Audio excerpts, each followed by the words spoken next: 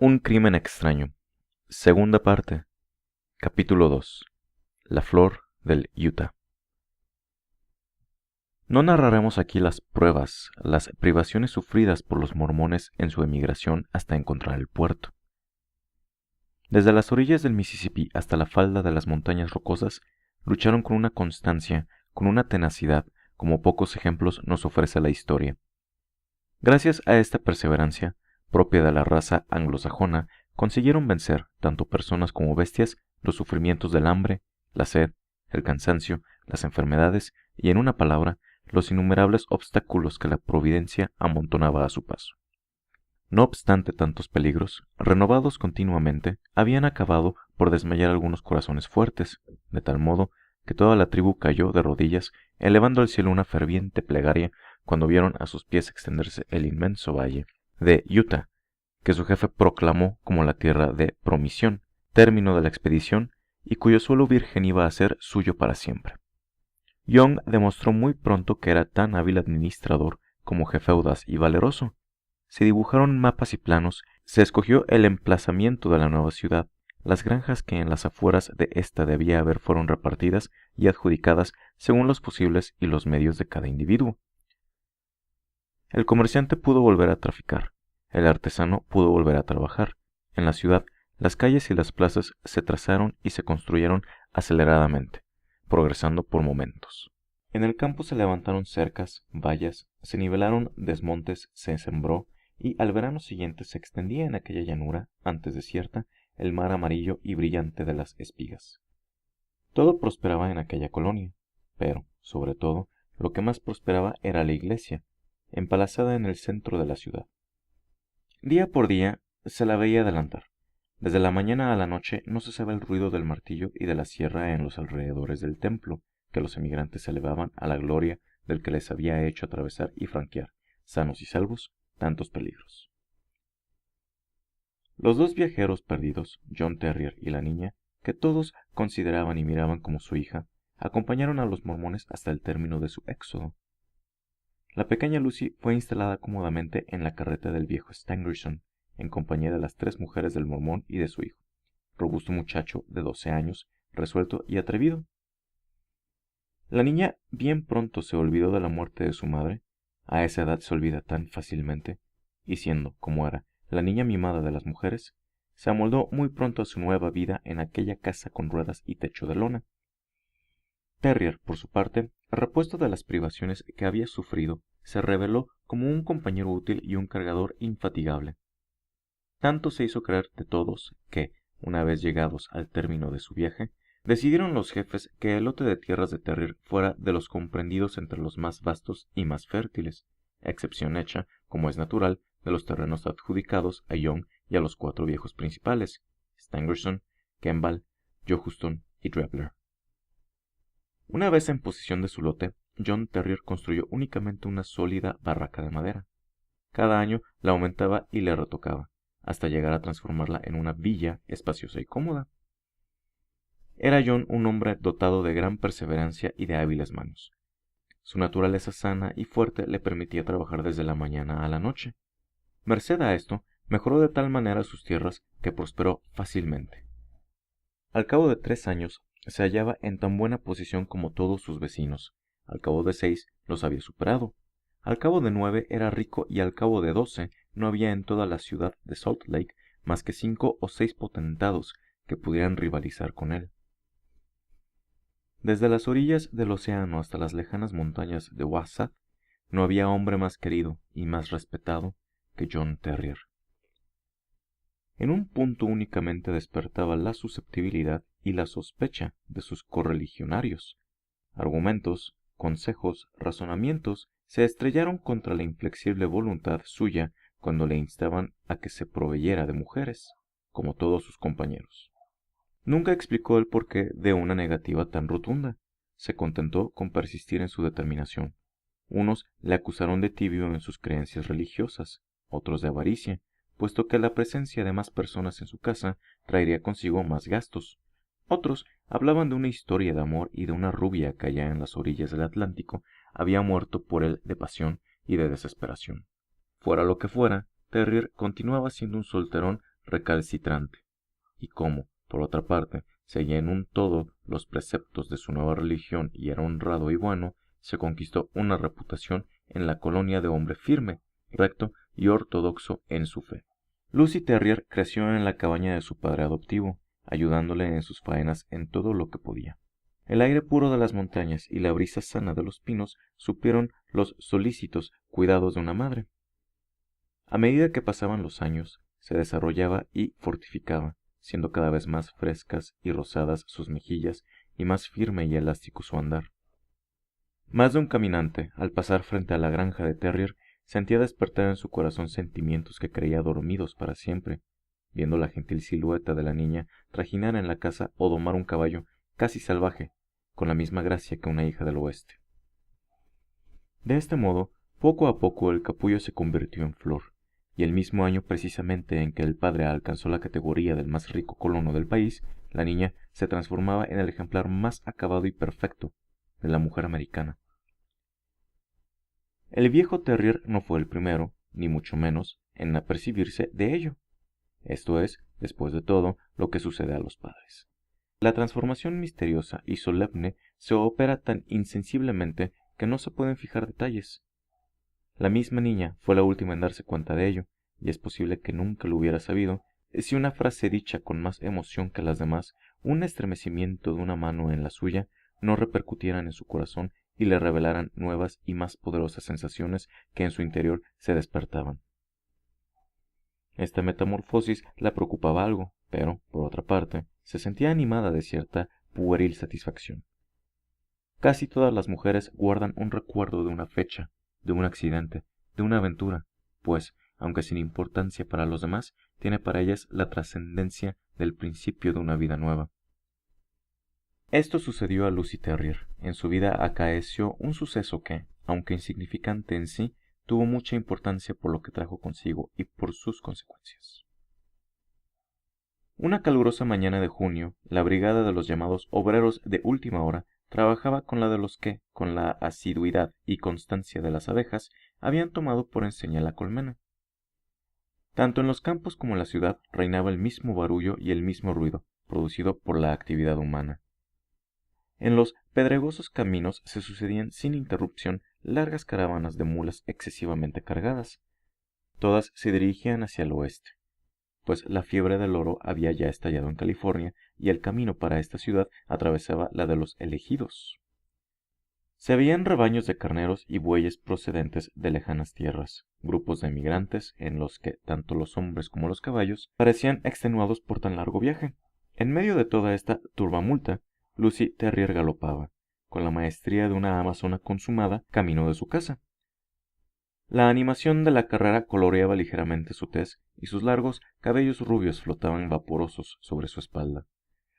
Enviada por su padre, como otras veces, a cumplir un encargo en la ciudad, se la veía ir y venir, no pensando más que en su misión y en cómo había de realizarla, olvidando por completo todos los riesgos a que se exponía.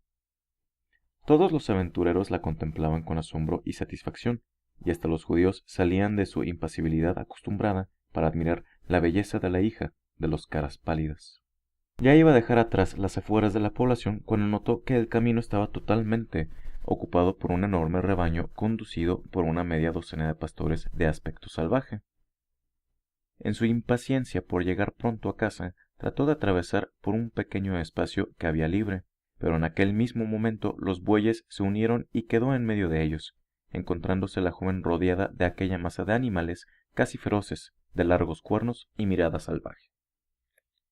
Sin embargo, acostumbrada a verlos a menudo, no se asustó por ello.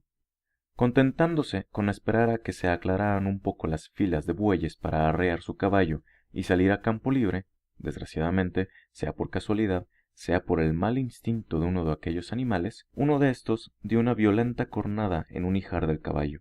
Este, al sentir el golpe, lanzó un fuerte relincho de rabia y de dolor y empezó a dar tales botes que se necesitaba toda la habilidad de la que lo montaba para no caer y desestribarse.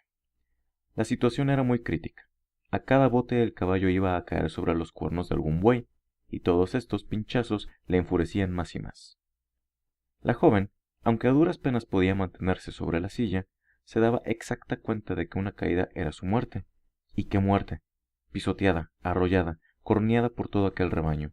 Comenzaba a perder la cabeza, y ya había renunciado a luchar por más tiempo, siendo impotente para contener el caballo, cegándola al polvo y ahogándola las emanaciones de la manada, cuando sonó en sus oídos una voz animosa, y una mano fuerte y vigorosa agarró las riendas del caballo aterrorizado, y arrastrándole tras de sí, pudo sacarle fuera de la manada. «No está usted herida, ¿verdad, señorita?», preguntó su salvador respetuosamente. Ella miró un momento aquel rostro broncíneo y enérgico, y con una ligera risa burlona contestó: «Ah, qué miedo he pasado. ¿Quién se iba a figurar que un tropel de vacas pudiera espantar así a un caballo?». «Ha sido una bendición de Dios que no haya usted caído», replicó su compañero con gravedad. Era un joven alto, de aspecto más bien salvaje, montado en un caballo fuerte, vestido de cazador y con un fusil en bandolera. «Creo que es usted la hija de John Terrier», continuó diciendo. «La he visto salir esta mañana de su casa. Cuando vuelva, pregúntale si se acuerda de Jefferson Hope, de San Luis. Si es el Terrier que creo, debe de acordarse, porque su padre y el mío eran muy amigos». «¿No puede venir y presentarse usted mismo?», insinuó tímidamente Lucy. El joven aceptó encantado el ofrecimiento, y sus ojos sombríos se iluminaron de alegría. «Con mucho gusto», dijo.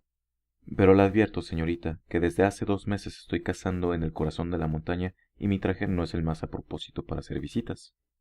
Si Terrier quiere recibirme, tendrá que hacerlo recibiéndome tal como estoy ahora».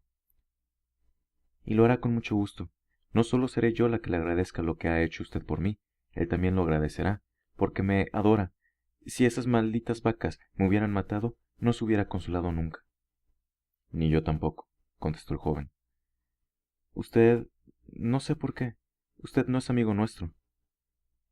El gesto del hombre se ensombreció de tal manera al oír esto, que Lucy Terrier rompió en una carcajada. «No, no es eso lo que he querido decir», dijo. «Usted sí es amigo nuestro, ya lo creo, y lo será más después de que nos haga algunas visitas. Bueno, y ahora permítame continuar mi camino, porque si tardo mi padre no volverá a encargarme ninguna otra comisión para la ciudad. Hasta la vista». «Adiós, señorita», respondió su salvador, quitándose su enorme sombrero y estrechando la pequeña mano que le tendía Lucy. Después de esto, fustigó al caballo y partió como una flecha, levantando una nube de polvo. El joven Jefferson continuó el camino con sus compañeros, pero aquel encuentro lo dejó sombrío y taciturno. Todos aquellos hombres venían de calicatar en las montañas nevadas en busca de minas de plata y llegaban a la ciudad de Salt Lake, esperando encontrar en ella los capitales necesarios para explotar los filones descubiertos. Hasta entonces, Jefferson se había mostrado tan deseoso de trabajar y de ganar dinero como sus compañeros, pero el incidente relatado iba a cambiar radicalmente el curso de sus ideas.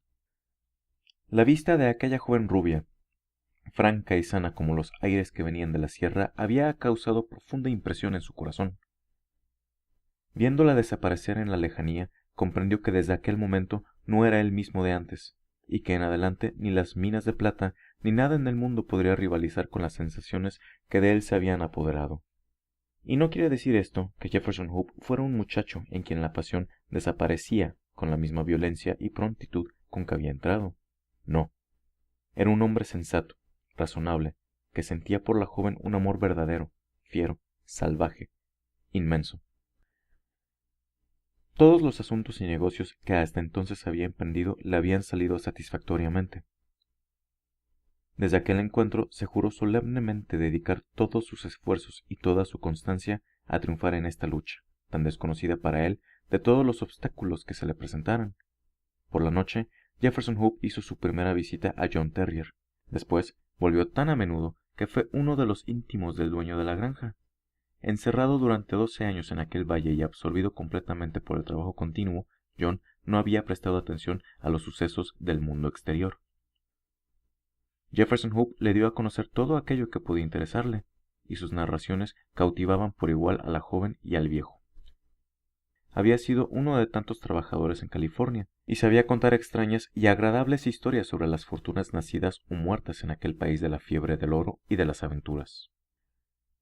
Además, había sido cazador de indios, buscador de oro y domador de bestias salvajes. Habíanle sucedido casos raros y curiosos, que sabía contar muy bien, Y por todas estas cualidades el viejo labrador le hizo su íntimo, y no cesaba de ensalzarle y pregonar sus méritos. Cuando llegaba este momento, Lucy se callaba, pero el rubor de sus mejillas, sus ojos brillantes y su mirada alegre demostraban bien a las caras que su corazón ya no le pertenecía. El buen hombre del padre no se fijó en estos detalles, pero el causante de ellos no dejó de observarlos con alegría. Una noche de verano llegó al galope hasta la verja de la casa de Terrier. Después de atar las riendas de su cabalgadura a un barrote de hierro, se dirigió al encuentro de Lucy, que, habiéndole visto, ya venía hacia él. Me voy, Lucy, dijo cogiendo sus manos y mirándola tiernamente. No puedo por ahora pedirte que vengas conmigo, pero a mi vuelta querrás acompañarme. ¿Y cuándo volverás? Preguntó ella, enrojeciendo el tiempo que le sonreía. A lo más tardar, dentro de 2 meses. Y entonces, Lucy, te haré mía para siempre y seremos felices. ¿Quién intentará separarnos? ¿Y mi padre? Ya me ha dado su consentimiento, con la condición de que salga airoso y bien de este negocio de las minas, y como no tengo la más pequeña duda del éxito. Ah, si mi padre ha dado el consentimiento, yo nada tengo que decir, murmuró la joven, apoyando su cabeza en el pecho de su amigo. Bendita seas, replicó él emocionado, bajando la cabeza para besarla. En fin, adiós. Cuanto más tiempo esté contigo, más me costará marcharme. Mis compañeros me esperan en el desfiladero. Adiós, amor mío. Adiós, adiós. Hasta dentro de 2 meses. Se separó, haciendo un gran esfuerzo, y montó a caballo, partiendo al galope, sin volver una sola vez la cabeza, como si temiese perder todo su valor viéndola otra vez. La joven quedó apoyada contra la verja, siguiéndole con la mirada hasta que le perdió de vista. Entonces volvió lentamente a su casa. En aquel momento era la más feliz de todas las mujeres del Utah. ¿Escuchas? Muchas gracias por haberme escuchado. Espero hayan disfrutado de este capítulo y que esperen el siguiente con ansias. Mientras tanto, ¿por qué no se dan una vuelta por mi página de Litnet? Soy un escritor y en Litnet he subido ya varias historias gratuitas. Si quieres perderte un rato con magia, magos, brujas, comedia, drama y relaciones emocionales, de seguro disfrutarás mi serie titulada Palabras y Hierbas. No obstante, si disfrutas de la erótica, también podrás encontrar una serie de relatos cortos para saciar ese deseo. El link a mi página de Litnet se encuentra en la descripción de este video. De nuevo, muchas gracias. Si quieren asegurarse de escuchar el siguiente capítulo, asegúrense de seguirme en la red social en la que estén escuchando esto. Pero sobre todo, si creen que a alguien le gustaría presumir que leyó Sherlock Holmes, compartan este podcast con ellos.